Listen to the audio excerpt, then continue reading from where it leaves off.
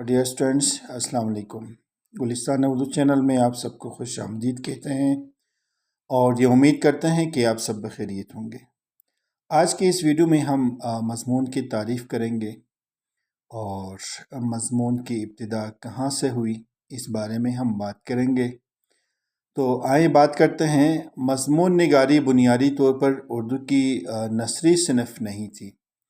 یہ صنف 1857 کی جنگ آزادی کے بعد انگریزی کی بدولت یہ صنف اردو میں وارد ہوئی۔ انگریزی میں اسے کہتے ہیں۔ انگریزی میں یہ صنف فرانسیسی زبان سے آئی، جہاں اسے لیزی کے نام سے جانا جاتا ہے اور اس کے معنی کوشش کرنا کہیں۔ اس کے علاوہ ایک اور نظریہ یہ ہے کہ فرانسیسی زبان میں یہ لفظ عربی زبان سے آیا ہے، جس کے معنی بھی کوشش کرنا ہے۔ فرانسیسی ادیب میشل دی مونتین 28 فروری 1533 تا 13 دسمبر 1592 کو یہ پہلا مضمون نگار تسلیم کیا جاتا ہے۔ اس کی کتاب ایسیس کو مضمون کی پہلی کتاب تسلیم کیا جاتا ہے۔ اردو میں مضمون کے لغوی معنی مطلوب، مدعا، بیان، مطلب، تحریر وغیرہ ہے۔ فرہنگ عامرہ میں اس کے معنی مضمون، بیان، کسی موضوع پر تحریری یا تقریری اظہار خیال بیان کیے گئے ہیں، جبکہ ڈاکٹر جمیل جالبی کے مطابق مضمون مختصر ادب پارہ جس کا مقصد کسی خاص نکتے کا اثبات یا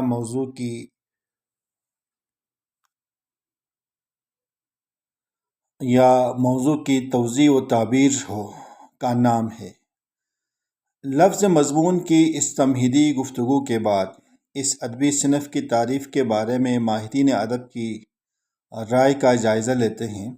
عطاء الرحمن کہتے ہیں، کسی بھی عنوان پر معلومات یکجا کر کے اس کے ذیلی موضوعات پر روشنی ڈالتے ہوئے دلچسپ اور جامع مواد کو ترتیب، تسلسل اور روانی کے ساتھ پیش کرنا یا کسی موضوع پر ترتیب کے ساتھ اظہار خیال کرنا مضمون کہلاتا ہے۔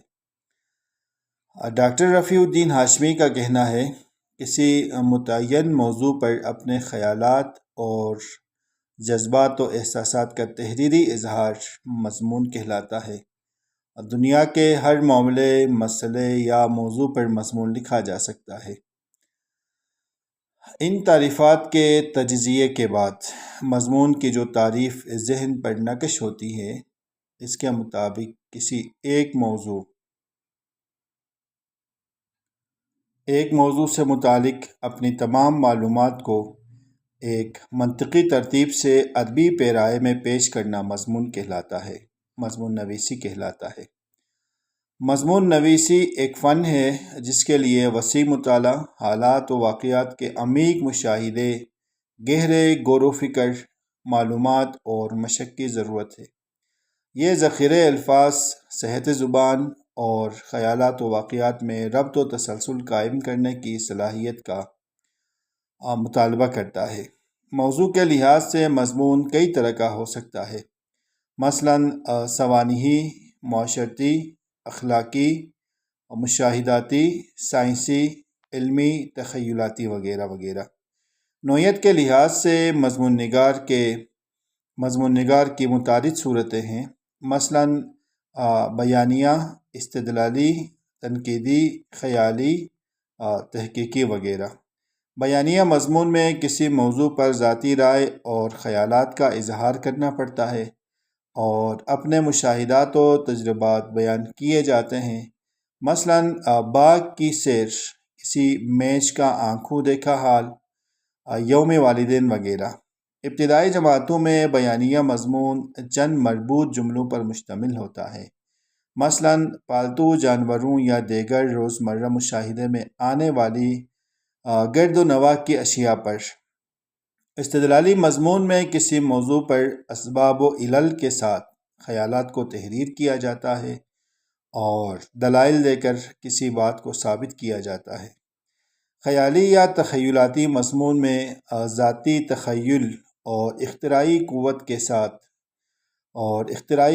کے ساتھ یا اس کے سہارے کسی موضوع کو بیان کیا جاتا ہے۔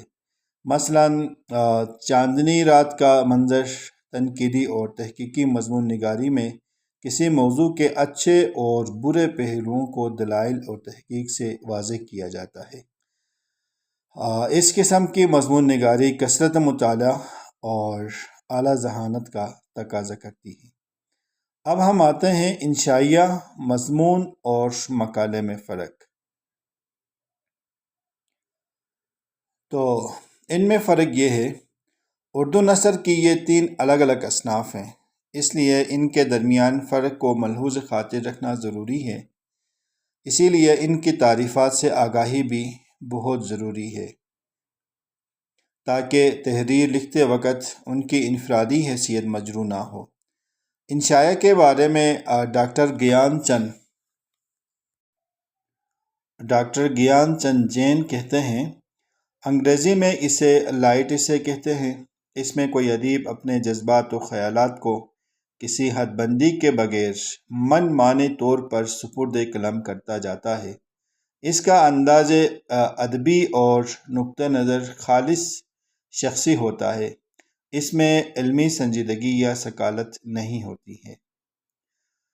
ڈاکٹر گیان چند جین ادبی اصناف گجرات اردو اکادمی اشاعت اول، یہ صفحہ نمبر اتنا یعنی 133 بک میں یہ شامل کیا گیا ہے۔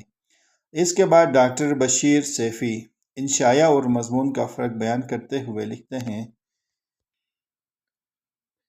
کہ مضمون میں عموماً ایک تمہید ہوتی ہے جس میں مضمون کا تعارف کرایا جاتا ہے، پھر اس کی خوبیاں یا خامیاں دلائل کے ساتھ واضح کی جاتی ہیں اور آخر میں نتیجہ اخذ کیا جاتا ہے۔ اس کے برعکس انشائیہ مضمون نگاری کا ایک خاص انداز ہے جس میں تمہید ہوتی ہے، نہ دلائل کا کوئی سلسلہ قائم کیا جاتا ہے۔ انشائیہ نگار موضوع کے بارے میں اپنے شخصی تجربات اور انفرادی تاثرات کچھ اس طرح پیش کرتا ہے کہ اس کی شخصیت کا کوئی چھپا ہوا گوشہ قارئین پر منکشف ہوتا ہے۔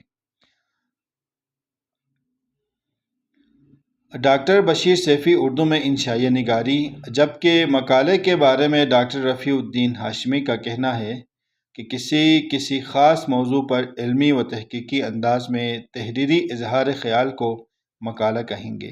مضمون اور مقالہ در حقیقت ایک صنف کے 2 روپ ہیں۔ دونوں کے درمیان فرق صرف یہ ہے کہ مضمون قدر مختصر ہوتا ہے، اس کا انداز تاثراتی اور مفہوم سادہ ہوتا ہے، جبکہ مقالہ نسبتاً طویل اور عالمانہ ہوتا ہے۔ مقالے میں مضمون کی نسبت زیادہ گہرائی ہوتی ہے اور وہ زیادہ ٹھوس ہوتا ہے۔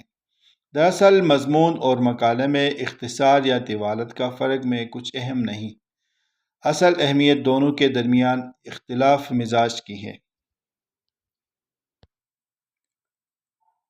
ان تعریفات سے انشائیہ مضمون اور مقالے میں جو تفاوت نظر آتا ہے، اس کے مطابق مقالہ مضمون کی توسیعی شکل ہے اور مضمون انشائیہ کی تفصیلی اور باربط صورت ہے۔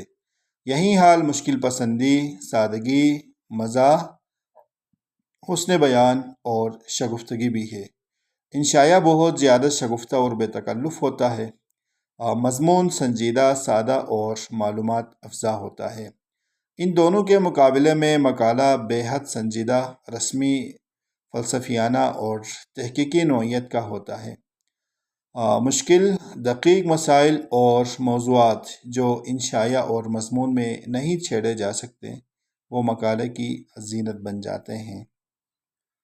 تو عزیز طلبہ و طالبات، آج کی اس ویڈیو میں ہم نے مضمون کی تعریف کی اور اس کے بعد مختلف تعریفیں مضمون کی اور اس کے بعد ہم نے انشائیہ، مضمون اور مقالے میں فرق بیان کیا۔